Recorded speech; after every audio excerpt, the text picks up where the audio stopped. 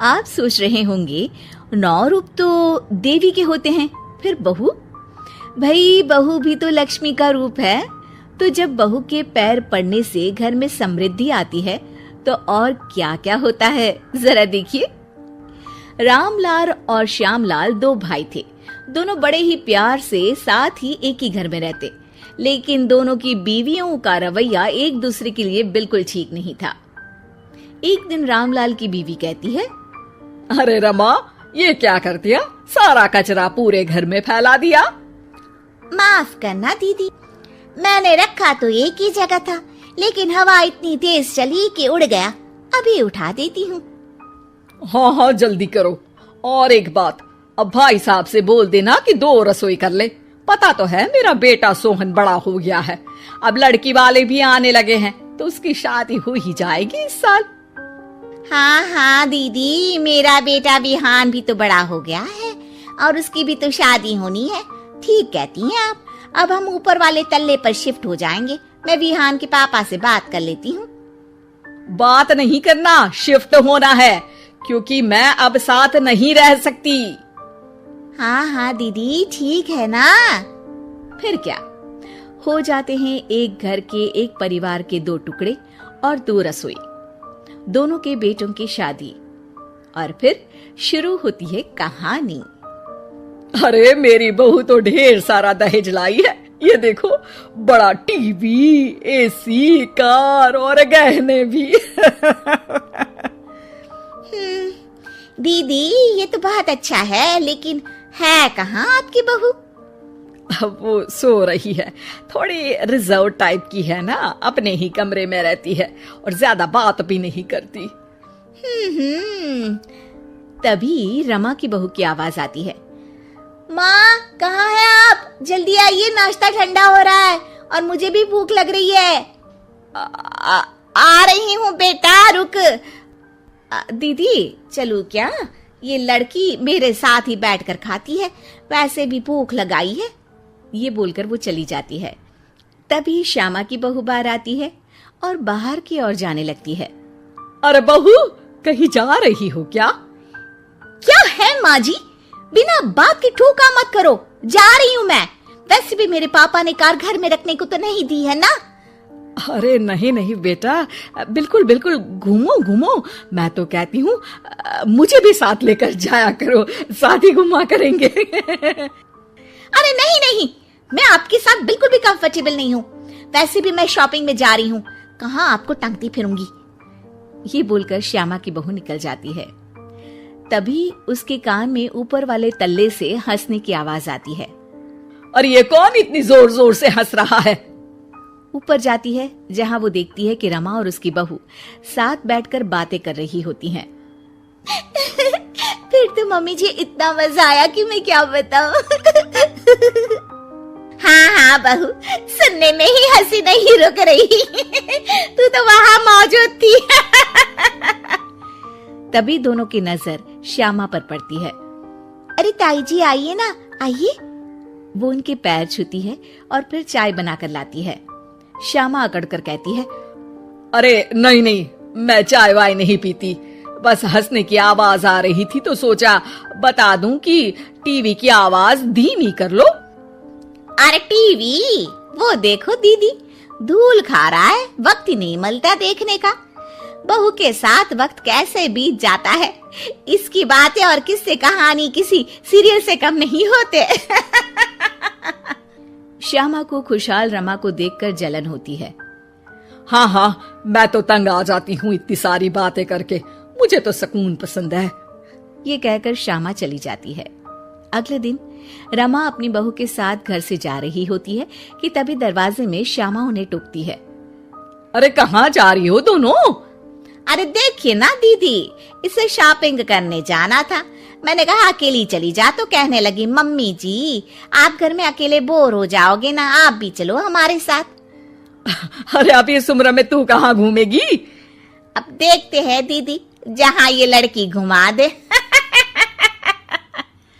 अब मेरी बहू भी कल गई थी कार चलाकर। हाँ। तभी रमा की बहू कहती है, ताई जी मुझे तो कार चलानी नहीं आती, लेकिन हाँ, इस सुहाने मौसम में मम्मी जी को स्कूटी की सैर करा देती हूँ। श्यामा का मुंह बंद हो जाता है। वो अपने कमरे में चली जाती है जहाँ उसकी बहू बैठकर अकेली टीवी देख रही होती है। बहू, तू भी कुछ बातें किया करना, मैं अकेले अकेले बोर हो जाती हूँ। तो क्या मैं यहाँ आपको एंटरटेन करने आई हूँ? देखिए मम्मी जी, मैं तो सिर्फ ये कहना चाहती हूँ कि ये टीवी मेरे पापा ने दी थी, तो ये टीवी कल तक मेरे कमरे में लग जानी चाहिए, समझिए आप। ये बोलकर वो वहां से चली जाती है। श्यामा सोच लेती है कि वो अब ये सारी बातें अपने बेटे को बताएगी। शाम को उसका बेटा जब घर आता है, अरे देख बेटा, तेरी बीवी सारा दिन अपने कमरे में रहती है, न बात करती है न चित। मैं बूढ़ी सारा दिन भूत की तरह अकेली घूमती रहती हूँ घर में। अरे माँ, मैं क्या बोलूं? मैंने कई बार उसे बोला कि सबके साथ उठा बैठा करो, हंसा बोला करो और मिलकर रहो, लेकिन वो कहती है कि उसका मन ही नहीं करता। अरे क्यों मन नहीं करता है? ऐसा क्या हो गया? माँ, तुझे याद है उसके पिता ने कार देने से मना कर दिया था। कहा था कि उनके पास पैसे नहीं है, साथ ही तेरे सामने हाथ भी जोड़ा था, लेकिन कैसे तूने उसके पिता के साथ बुरा व्यवहार किया था। उन्हें कहा था कि पैसे नहीं है तो किसी भिखारी से शादी कर दो अपनी बेटी की। हाँ बेटा, तभी तो आज दरवाजे पर इतनी लंबी कार खड़ी है। बस माँ, तो अब तू उस कार से ही बात कर और उससे मन लगा, क्योंकि पिता के आंखों का आंसू आपकी बहू के दिल तक उतर चुका है और आपकी इज्जत उसकी नजर में। अब श्यामा को समझ आता है कि कुछ निर्जीव चीजों से घर भरने से अच्छा है कि सजीव चीजों से जिंदगी भरी जाए।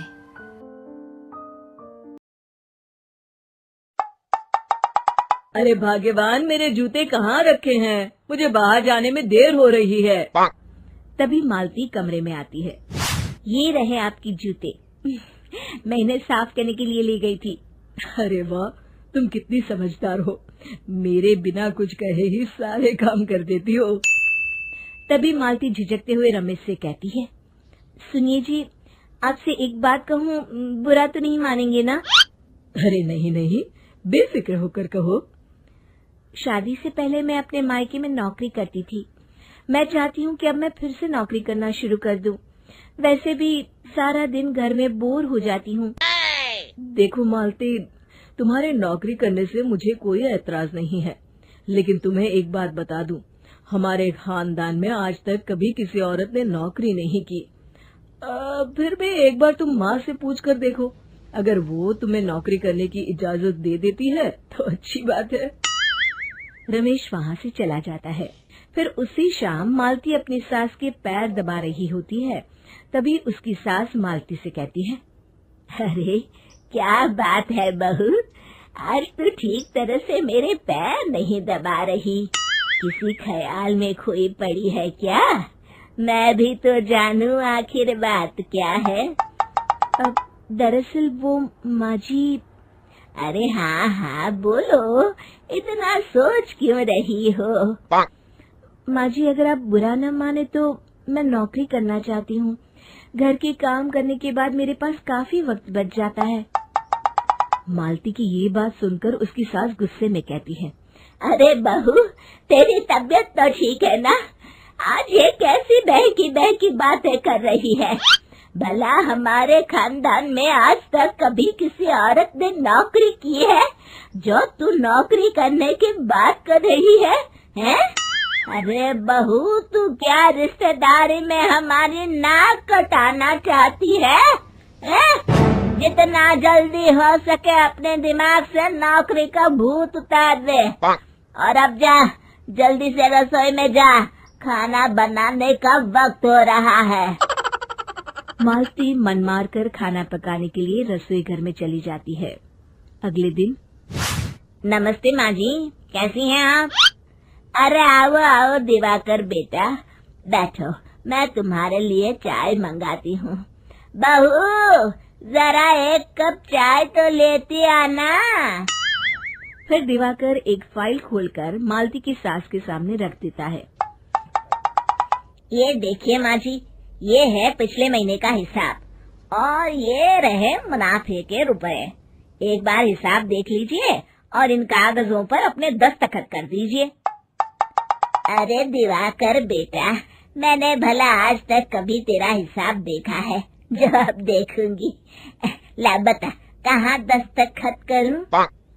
तभी मालती चाय लेकर वहाँ आ जाती है और अपनी सास को बिना कागजातों को पढ़े इस तरह लापरवाही से दस्तखत करते हुए देखकर हैरान रह जाती है। अच्छा माँ जी, अब मैं चलता हूँ, फैक्ट्री में बहुत काम है। फिर दिवाकर वहाँ से चला जाता है। कुछ दिनों बाद मालती बाजार में कुछ सामान खरीद रही होती है। तभी एक बूढ़ा आदमी उसे आवाज देता है। अरे मालती बेटी, कैसी हो? मुझे पहचाना? मैं तुम्हारी कंपनी में मुनीम का काम करता हूँ। हाँ चाचा जी, मैं आपको बिल्कुल पहचानती हूँ। कहिए, कैसे हैं आप? मैं तो ठीक हूँ।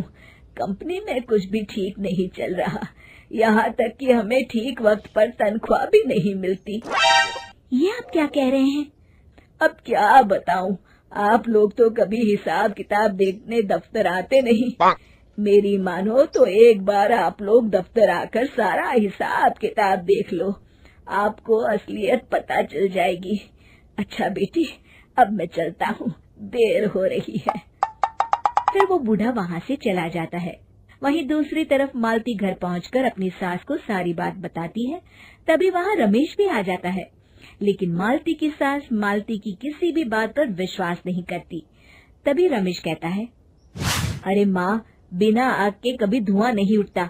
जब मालती इतना कह रही है तो हमें एक बार दफ्तर चलकर देख लेना चाहिए। वैसे भी हम लोग काफी दिन से अपने दफ्तर नहीं गए हैं। इस तरह किसी एक आदमी के भरोसे काम छोड़ना मुझे भी ठीक नहीं लगता। अगले दिन वे सभी अपने दफ्तर पहुंचते हैं और सीधे दिवाकर के कैबिन में जाते हैं। अचानक सबको एक साथ देखकर दिवाकर चौंक जाता है। अरे माँ जी, आप सब लोग अचानक यहाँ कैसे आ गए? अगर कुछ काम था तो मुझे एक फोन कर दिया होता, मैं आपके घर आ जाता। तभी मालती की सास कहती है, अरे दिवाकर बेटा, आज मैं हिसाब देखने दफ्तर आई हूँ। जरा मुझे पिछले 6 महीनों का हिसाब दिखाना तो बेटा। दिवाकर घबराते हुए हिसाब की फाइल मालती की सास को देता है। मालती की सास फाइल लेकर मालती को देती है और कहती है, ले बहू, देख ले हिसाब। मालती फाइल को बड़े गौर से देखती है और अगले ही पल उसे सारी गड़बड़ी समझ में आ जाती है। वो अपनी सास से कहती है, माँ जी, मुनीम चाचा बिल्कुल सही कह रहे थे। हमारी कंपनी में पिछले 6 महीनों में जितना मुनाफा हुआ है, हमें उसका आधा पैसा भी नहीं मिला। यूँ समझ लीजिए कि 1 रुपये में सिर्फ चवन्नी ही हमारे हाथों में आई है। मालती की बातें सुनकर मालती की सास गुस्से से दिवाकर को पूछती है, क्यों दिवाकर, मेरी बहू जो कह रही है वो सच है? दिवाकर समझ जाता है आज उसका भांडा फूट चुका है। वो गिड़गिड़ाते हुए कहता है, मुझे माफ कर दीजिए माँ जी, मैं पैसों के लालच में अंधा हो गया था। अरे वाह दिवाकर, तू तो एक नंबर का चोर निकला। इतने दिनों से मैं तुझ पर आंख बंद करके भरोसा करती रही और तू मुझे ही चुना लगाता रहा। अभी के अभी निकल यहाँ से और दोबारा अपनी शक्ल मत दिखाना। दिवाकर वहाँ से भाग जाता है। मालती की सास मालती को शाबाशी देते हुए कहती है, बहू, आज मैं समझ गई कि पढ़ाई लिखाई हमारी जिंदगी में कितनी जरूरी है। मैं बहुत किस्मत वाली हूँ जो मुझे तुझ जैसी बहू मिली है। शिक्षा, पढ़ाई लिखाई का इस्तेमाल सही जगह करके हम दुनिया में बहुत कुछ बदल सकते हैं।